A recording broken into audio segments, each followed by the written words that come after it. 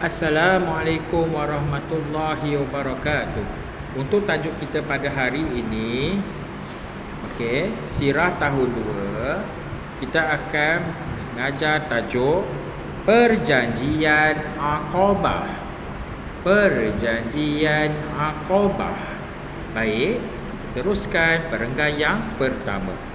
Setelah Nabi Muhammad sallallahu alaihi wasallam menyedari, kita gariskan menyedari, menyedari apa? Menyedari kota Mekah bukannya tempat yang sesuai. Bukannya tempat yang sesuai untuk mengembangkan ajaran Islam. Baginda pun cuba menyampaikan seruannya kepada masyarakat di luar kota Mekah yang datang pada setiap tahun dalam musim haji. Kita gariskan isi penting, iaitu musim haji. Usaha ini telah menemukan suku Aus dan Khazraj yang sedang mencari ketua untuk kaumnya. Baik, Ustaz akan terangkan cerita berkenaan dengan perenggan yang pertama ini.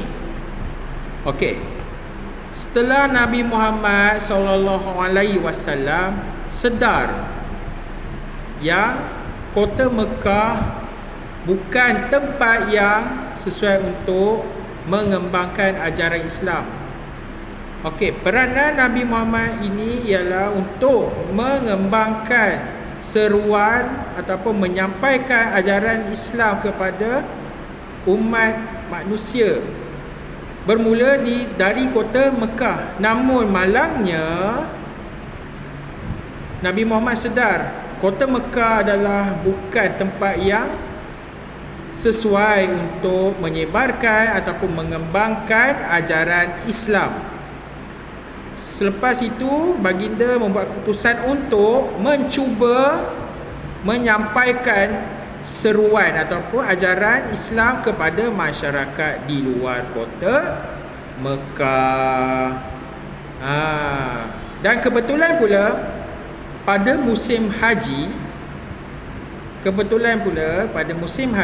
datang pula kaum yang dikenali sebagai Aus dan Khazraj. Maknanya pada musim haji ada kaum-kaum daripada luar kota Mekah datang pada musim haji. Dan kebetulan pula suku kaum Aus dan Khazraj ini sedang mencari ketua untuk kaumnya. Dan pada ketika itu suku kaum Aus dan Khazraj membuat keputusan untuk mengangkat Nabi Muhammad sebagai ketua.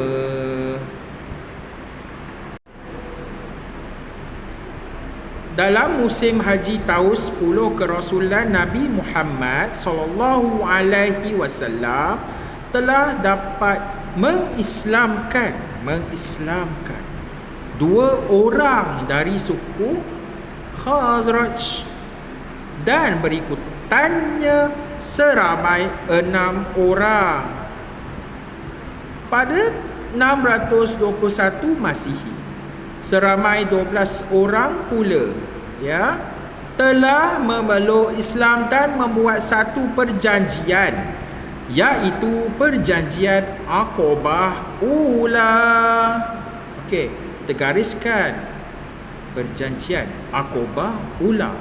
Pelajar-pelajar, untuk pengetahuan pelajar-pelajar, Perjanjian Aqabah Ula dikenali juga sebagai Perjanjian Aqabah yang pertama. Kenapa Perjanjian Aqabah ini dia buat? Ustaz akan cerita satu persatu. Mulanya begini. dalam musim haji tersebut, pada waktu tahun 10 kerasulan Nabi Muhammad sallallahu alaihi wasallam, Nabi Muhammad telah berjaya mengislamkan dua orang dari suku Khazraj, dan berikutannya seramai 6 orang.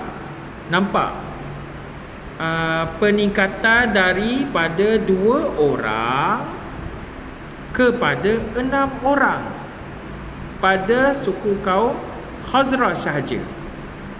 Pada perjanjian Aqabah yang pertama ini, perjanjian ini dibuat pada suku kaum Khazraj sahaja, dan Nabi Muhammad berjaya mengislamkan pada mulanya 2 orang dan naik kepada 6 orang pada tahun 621 Masihi. Seramai 12 orang pula telah memeluk Islam dan membuat satu perjanjian, iaitu perjanjian Aqabah Ula.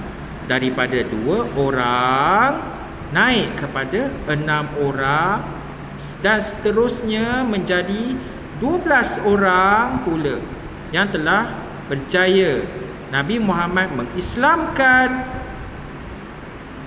suku kaum Khazraj. Dan perjanjian Aqabah Ula ini dibuat supaya mereka yang telah memeluk Islam ini tidak boleh kembali menganut agama nenek moyang mereka yang dahulu, iaitu agama mereka yang lama lah. Mereka telah memeluk agama Islam. Nabi Muhammad dan suku kaum Khazraj ini telah membuat keputusan untuk membuat satu perjanjian, iaitu perjanjian Aqabah Ula, dan juga dikenali sebagai perjanjian Aqabah yang pertama.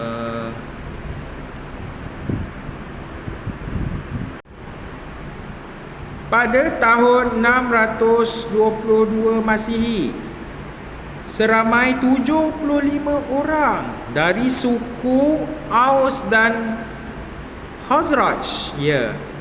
Tadi pada tahun 621 hanya suku kaum Khazraj saja yang memeluk Islam sama-sama dengan ajaran Nabi Muhammad SAW. Kini pada tahun seterusnya, iaitu 622 Masihi, seramai 75 orang dari suku Aus dan Khazraj, peningkatan yang sangat banyak, telah memeluk Islam.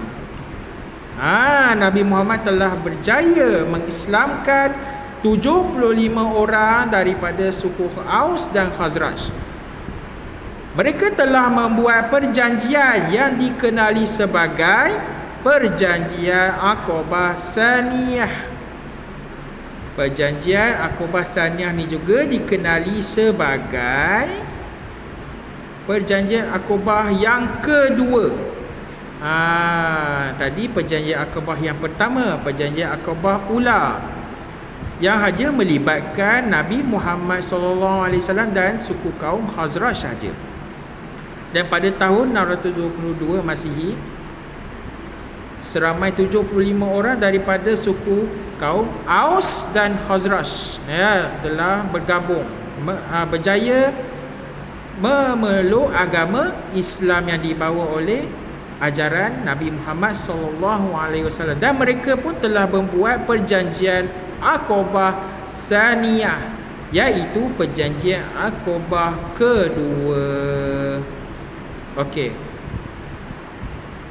pelajar-pelajar boleh take note apa yang telah diajar. InsyaAllah itu saja daripada Ustaz. Assalamualaikum warahmatullahi wabarakatuh.